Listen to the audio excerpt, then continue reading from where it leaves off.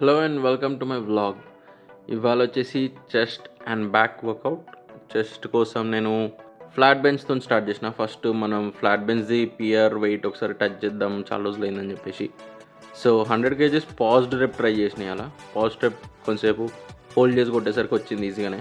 So 100 kgsతో వచ్చిందని చెప్పేసి 110 kgs నా పియర్ వెయిట్ దాంతో ట్రై చేసిన.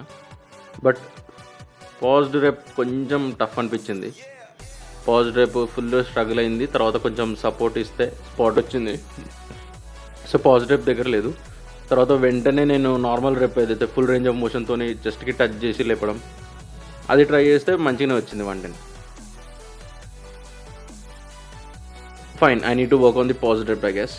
తర్వాత ఒక్కసారి 120 kgs ఎట్లుంటుందో చూద్దాం, వెయిట్ ఫీల్ అవుదామని చెప్పేసి కాన్ఫిడెంట్గానే ఉంటే ఇవాళ ట్రై చేసిన. లాస్ట్ టైం మొత్తానికి మీద వేసుకున్నా కానీ ఈసారి కొంచెం స్ట్రగుల్తో, కొంచెం సపోర్ట్తో I was able to complete. సపోర్ట్తోనే వచ్చింది కాబట్టి it's not complete rep, but fine. Maybe next 1-2 వీక్స్లో రావచ్చు. చూద్దాం, స్ట్రెంత్ మీద వర్క్ చేసి చూద్దాం. 120 kgs తొందర లేదు. ఇక బెంచ్ తర్వాత బ్యాక్ వర్కౌట్ కోసం నెక్స్ట్ డెడ్ లిఫ్ట్ ట్రై చేసిన.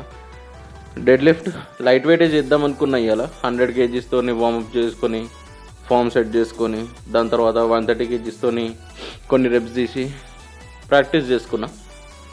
మంచిగానే ఉండే. 130 kgsతో కూడా కాన్ఫిడెంట్గానే ఉండే. తర్వాత 160 kgsతో అలవాటు చేసుకోవాలి, వెయిట్ అలవాటు చేసుకొని మళ్ళీ ఎనర్జీ కూడా రిజర్వ్లో పెట్టుకోవాలి అని అనుకున్నా.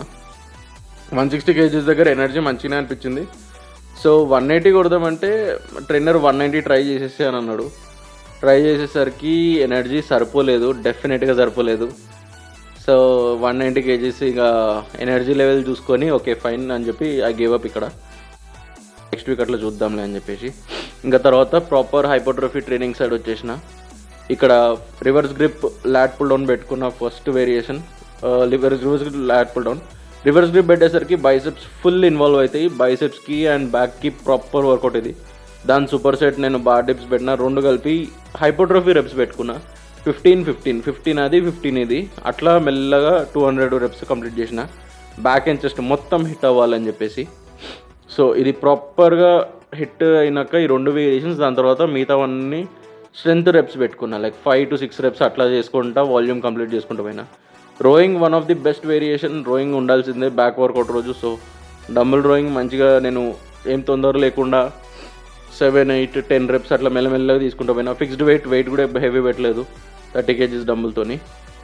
తర్వాత సీటెడ్ కేబుల్, ఇది కూడా నేను హెవీ అంతా పెట్టలేదు. ఫుల్ స్టాక్కి ఒక 3-4 ప్లేట్స్ తక్కువనే ఉంది. యూజువల్గా ఫుల్ స్టాక్తోని 5-6 రెప్స్ వచ్చేస్తుండే, క్లీన్ రెప్స్ వస్తుండే. కాకపోతే ఇలా డెడ్ లిఫ్ట్ అక్కడ అయిపోయింది కాబట్టి ఇంకా లాస్ట్కి ఎల్ఐటి లో ఇంటెన్సిటీ కార్డియోతోని session close. And thank you for watching.